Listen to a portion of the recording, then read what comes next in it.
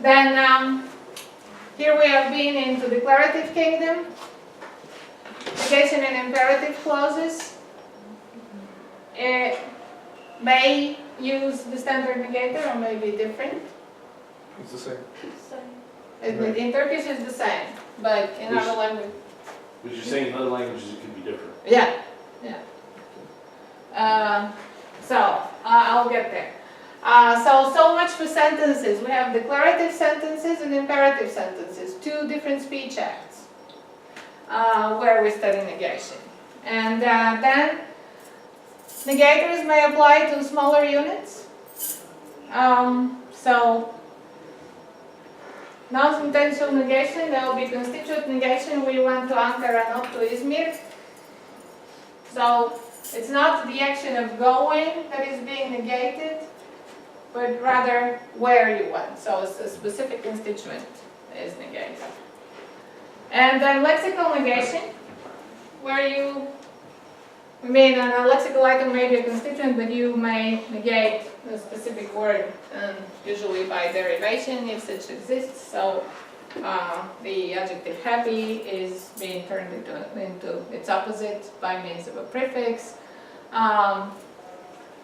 You can have whole phrases yield a word, so in spoken English then no. Incidentally, such forms are very common cross-linguistically, and there are languages where exactly the word for no will not be negated by derivational or syntactic means, but it will have its own root. Okay. I'm not going to be able to talk about lexical negatives. They're very, very interesting. I devoted a year to them, but I will stick to what the scholarship has covered. And so far the scholarship is very patchy. The scholarship has covered standard negation. Like when you look at cross-linguistic studies, you'll see a lot on standard negation, and that will be that type of structure and negation of lexical verbs. You'll also see a lot on negation in imperative clauses.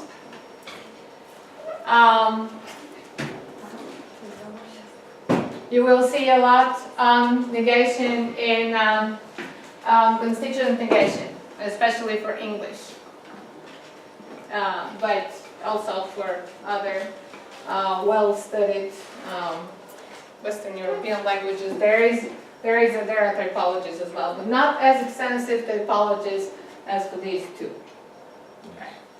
Existential negation and attributive negation have been very poorly studied, which is why I got 2 grants, so I could study them. And I've been in this kingdom in like non-existence and no ghosts and no lines and not Harry in the past few years. Last year I started on those.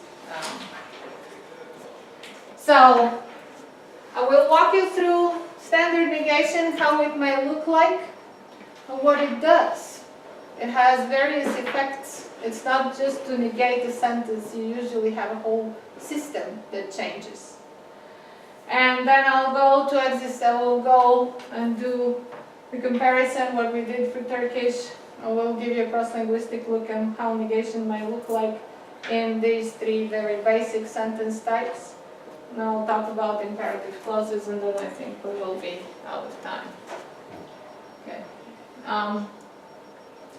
So the standard negation, it's also referred to as sentential negation, and it's usually about Mary smoking or singing.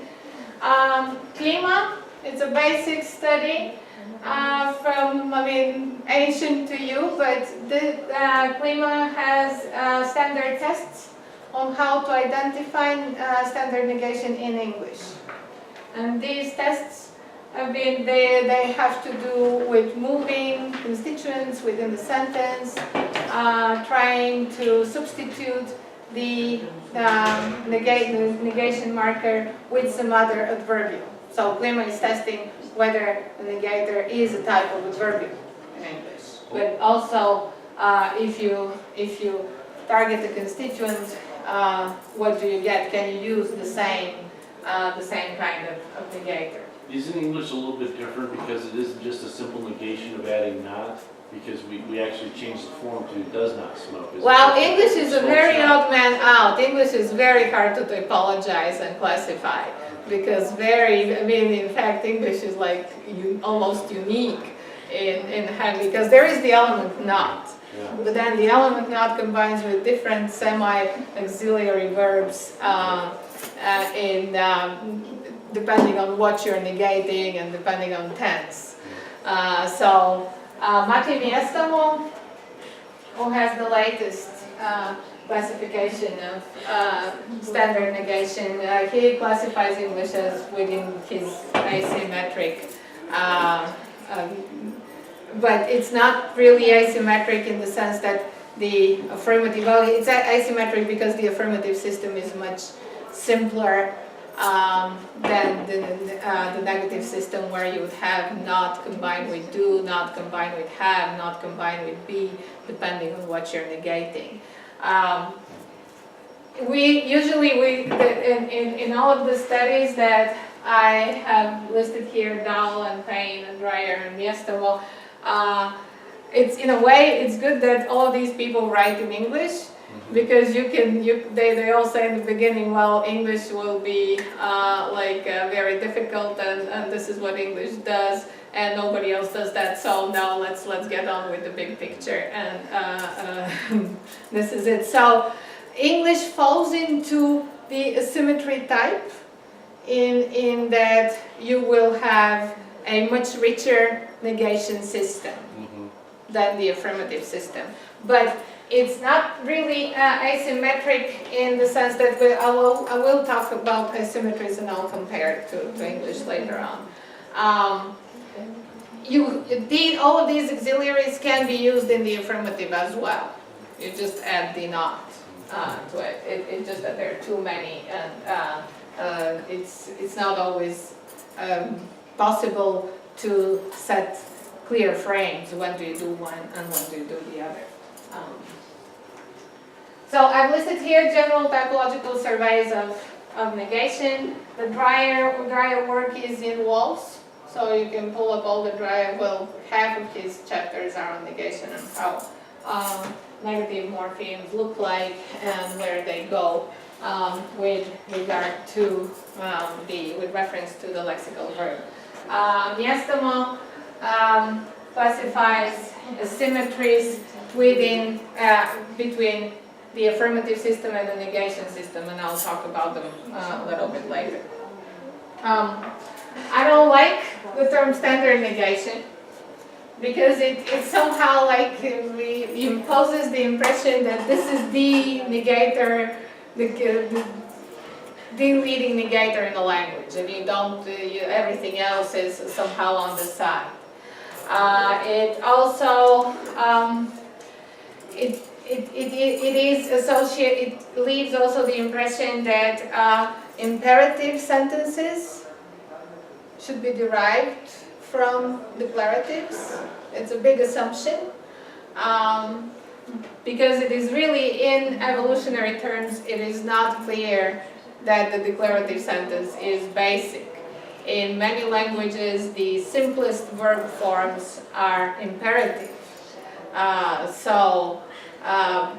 It could be that the one, if we are talking about what is default, then maybe what is used in imperatives is equally standard than what is used in declaratives. But like saying standard and it somehow tells you, well, this is the negator you have to use. It's usually the most frequent negator.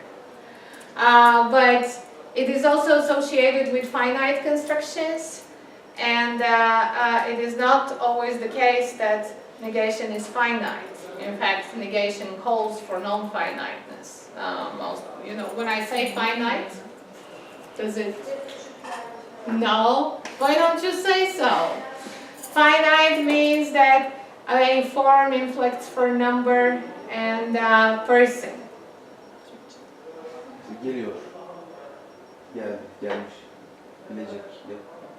Gelmiyor. Bunlar bitmiş yükleme niteliğinde olan şeyler. Ama mesela gelen dediğinde buradaki fiil finite değil. infinite deniyor buna, bitmemiş.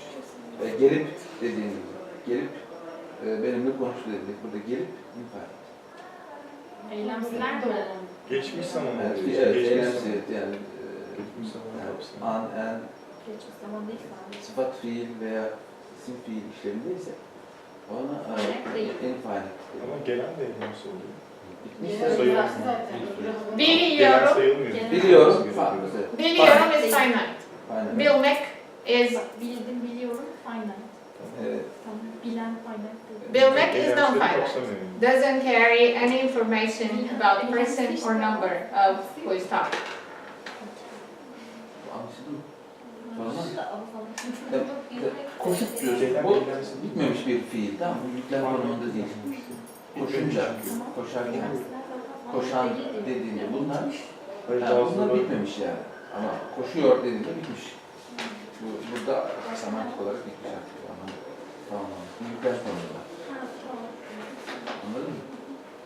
Yüklemli değil mi ona? I'll be showing examples later on. But you made the distinction between biliyorum and bilmek, right? Finite.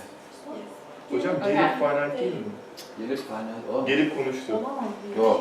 Gelip konuştu fayda. That's why we call it the infinitive. Yes. Yeah. Yeah. Gelip Yeah. konuştu fayda. Gelip infinite.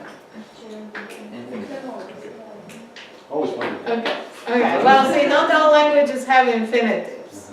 So, but the finiteness is something that will tell you about who is talking, and the non-finite will just tell you something about the action.